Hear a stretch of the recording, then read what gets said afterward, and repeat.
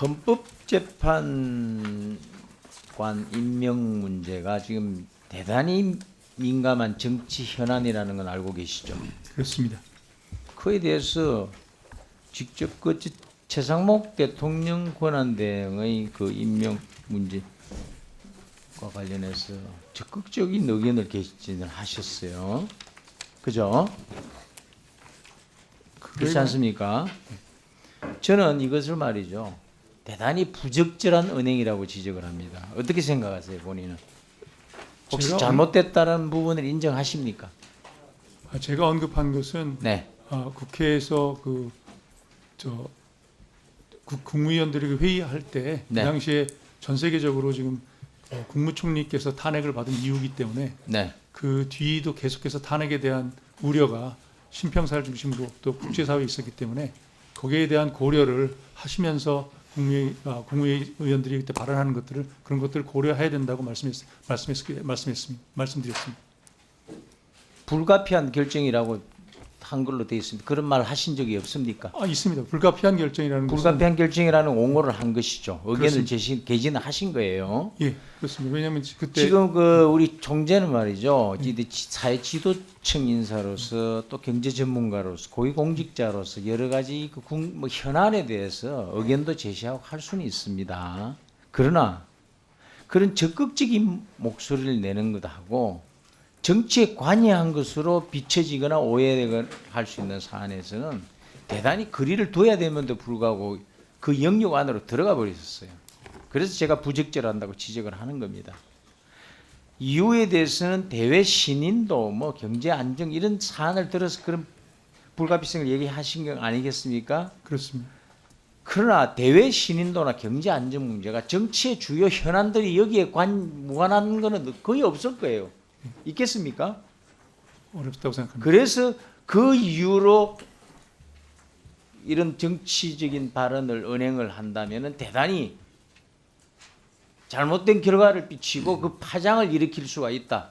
그래서 조심해야 된다는 얘기를 제가 드리는 거예요. 경제는 심리입니다. 그죠?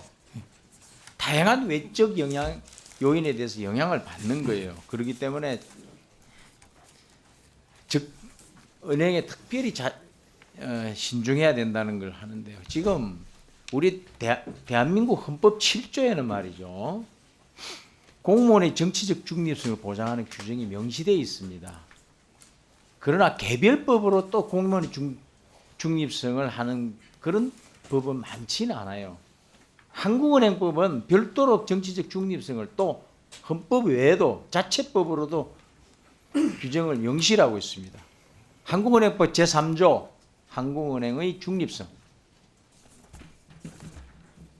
제19조 정치활동의 금지, 이렇게 다 조항을 두고 있는 거예요. 이걸 왜 두겠습니까? 그만큼 한국은행 총재 한은의 정치적 중립성이 중요하다는 의미가 아니겠습니까? 그죠? 그렇습니다. 그 의미를 새겨야 되는 겁니다. 제 의견에 혹시 이의가 있으십니까? 존경하는 박 대통령님, 제가 한 말씀 드리면 지금 박 의원님 걱정하시는 것 이런 우려를 박 의원뿐만 아니라 한은의 과거에 저희 선배님들 여러 분에서 말씀 듣고 있습니다. 다만 제가 그러한 우려를 잘 이해하고 있고, 다만 제가 한 말씀 드리면 제가 한은 총재를 하는 이 기간 중에 아마 지난번 계엄 사태 이후에 한 달 정도를 빼고는 제가 지금 말씀하신 그 건과 그다음에 재정에 관해서도 제가 추경뿐만 아니라 재정에 대해서 코멘트한 것이 없다는 걸 아실 겁니다. 그래서 저도 분명히 제가 발언을 한 게 따라서 정치적으로 해석할 수 있는 여러 우려가 있기 때문에 그 사이에는 그런 발언을 하지 않았습니다. 다만 그 발언 이후에는 제가 요 말만 끝내겠습니다. 다만 계엄 사태가 끝나고 우리나라에서 심각한 변화가 있을 때 저는 누군가 경제를 어떻게 운영하는 것이 가장 좋은지에 관해서는 이야기를 할 필요가 있다고 해서 그 위험을 무릅쓰고 한 것으로 말씀드리겠습니다. 그 이후에는 좀 자중하고 계시다라는 의미로 지금 말씀을 하시는 것 같은데 그 자체가 너무 앞서 말씀하신 그 부분이 대단히 불적절한 영역에 들어가셨다는 걸 제가 지적하는 겁니다. 그렇게 해석할 수 있다고 생각합니다만 제 입장에서는 왜 그런지 제가 설명을 드릴게요. 네, 한번 그렇게, 다시 더. 박근혜 대통령 탄핵 재판 당시에도 헌법재판관 임명 여부 대통령 권한 대행의 임명 여부가 논란이 된 적이 있습니다. 당시에 말이죠. 민주당 지도부는 다 임명할 권한 대행은 헌법재판관을 임명할 수 없다는 주장들을 다 했습니다. 추미애 당시 대표, 황교안 대행이 헌법재판소장을 임명한다고 황당 어불성설. 우상호 당시 원내대표, 황교안 권한대행 임명한 헌법재판관 국회 비준 안 할 것. 당시 기동민 대변인, 과도기적 체제에서 분란과 논란을 일으키는 인사는 자제되어야 한다. 민주, 황교안 대행이 헌법재판관 임명된 인준 거부. 그리고 박범계 의원 당시에 황교안 대행은 헌법재판관을 임명할 수 없습니다. 대행도 안 되는데 대행이 임명할 불가피하니 뭐니 이런 의견을 제시한 건 대단히 부적절하신 거예요.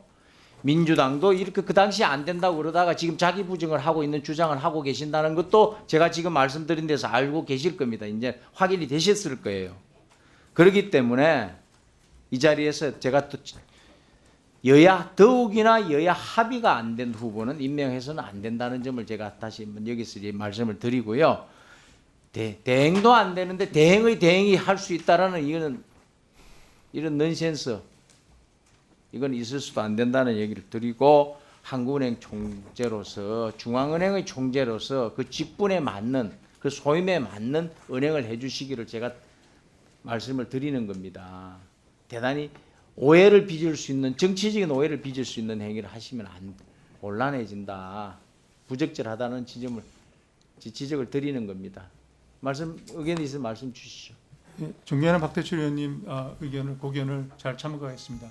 다만 제가 말씀드리자면 저는 그때 헌재 재판관의 임명에 관해서 얘기하는 것이 아니라 그 당시에 총리가 탄핵된 이후에 그나마 우리나라의 제 커맨더인 취급으로 있고 있는 사람이 흔들려서는 우리나라의 경제 체제가 유지될 수 없기 때문에 대행이든 그 나라의 맞고 갈 이 취입을 흔들리면 안 되겠다는 말씀을 드린 것입니다. 대행이 부적절한 인사를 한 겁니다. 불건적 행위를 그에 대해서 옹호하고 편드는 말씀을 하신 거예요. 그래서 제가 지적을 하는 겁니다. 네, 그럼 받아들이겠습니다. 다만 그렇게 해석될 수 있지만 제가 주장한 것은 그 결정 자체에 대해 한 것이 아니라 그때 우리나라를 이끌어갈 최고 탑에 있는 사람을 흔들면 안 되겠다는 말씀을 드린 것입니다.